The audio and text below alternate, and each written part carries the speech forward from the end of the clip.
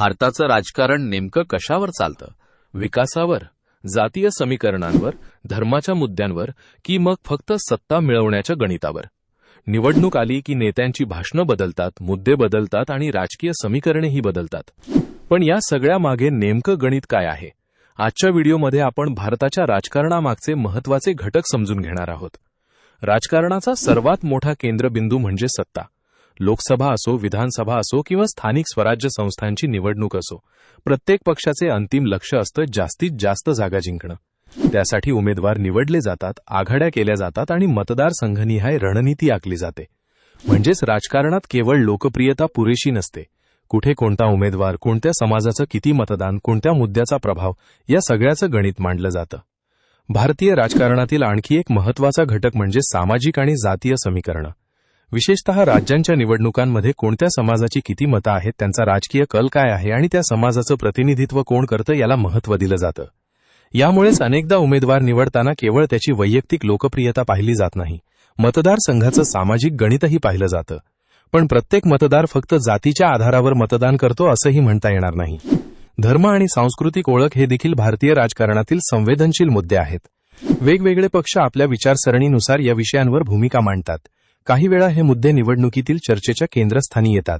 मात्र मतदाराचा निर्णय केवळ एका मुद्द्यावर होत नाही. त्याच्या स्थानिक समस्या, रोजगार, महागाई, विकास आणि सरकारच्या कामगिरीचाही परिणाम होतो. राजकारणात विकासाचा मुद्दा कायम महत्त्वाचा राहिला आहे. रस्ते, पाणी, वीज, शेती, घरकुल, आरोग्य, शिक्षण, रोजगार आणि महिलांसाठीच्या योजना यांचा थेट परिणाम लोकांच्या जीवनावर होतो. सरकार एखादी योजना सुरू करतं, लाभार्थ्यांना तिचा फायदा मिळतो आणि मग त्या योजनेचा राजकीय परिणामही होऊ शकतो. म्हणूनच आजच्या राजकारणात कल्याणकारी योजना आणि थेट लाभ हे देखील निवडणुकीच्या रणनीतीचा महत्त्वाचा भाग झाले आहेत.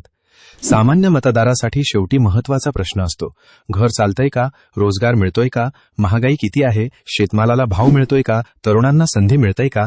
हे प्रश्न निवडणुकीत सरकारच्या कामगिरीचं मूल्यमापन करण्यासाठी महत्त्वाचे ठरतात. म्हणूनच आर्थिक परिस्थिती आणि रोजगार हे कोणत्याही सरकारसाठी मोठे राजकीय मुद्दे असतात. पूर्वी राजकीय प्रचारासाठी सभा, पोस्टर आणि वर्तमानपत्र महत्त्वाची होती. आता त्यात आणखी एक मोठं मैदान आलं आहे, social media. Facebook, YouTube, Instagram आणि इतर प्लॅटफॉर्मवर काही मिनिटात एखादा मुद्दा लाखो लोकांपर्यंत पोहोचू शकतो. त्यामुळे राजकीय पक्षांसाठी डिजिटल प्रचार अत्यंत महत्त्वाचा झाला आहे. पण सोशल मीडियावर माहिती वेगाने पसरते, त्यामुळे खरी माहिती आणि चुकीची माहिती यातील फरक ओळखणंही तितकंच महत्त्वाचं आहे. एखादा नेता किती लोकप्रिय आहे, पक्षाची गाव पातळीवरील संघटना किती मजबूत आहे, कार्यकर्ते किती सक्रिय आहेत, मतदारांशी संपर्क किती आहे, हे घटकही निवडणुकीत महत्त्वाचे ठरतात. कारण निवडणूक फक्त भाषणांनी जिंकली जात नाही, मतदारांपर्यंत पोहोचणं आणि मतदानाच्या दिवशी संघटना सक्रिय ठेवणंही तितकंच महत्त्वाचं असतं. तर भारताचं राजकारण नेमकं कशावर चालतं याचं एकच उत्तर नाही. सत्ता, सामाजिक समीकरणं, धर्म आणि ओळख, विकास, रोजगार, महागाई, सरकारी योजना, नेतृत्व, संघटना आणि सोशल मीडिया या सगळ्या घटकांचं मिश्रण म्हणजे आजचं भारतीय राजकारण. आणि सर्वात महत्त्वाचं म्हणजे शेवटी निर्णय मतदार घेतो. त्यामुळे राजकारण समजून घेण्यासाठी फक्त नेत्यांची भाषणं ऐकणं पुरेसं नाही. मुद्दे, आकडे, सरकारची कामगिरी आणि स्थानिक परिस्थितीही पाहणं गरजेचं आहे. जर तुम्हाला अशाच प्रकारचे राजकारणाचे विश्लेषण करणारे व्हिडिओ आवडत असतील तर आपली न्यूज चॅनलला सबस्क्राईब करा आणि हा व्हिडिओ शेअर करा. तुमच्या मते भारताचं राजकारण सध्या सर्वाधिक कशावर चालतं? कमेंटमध्ये नक्की सांगा.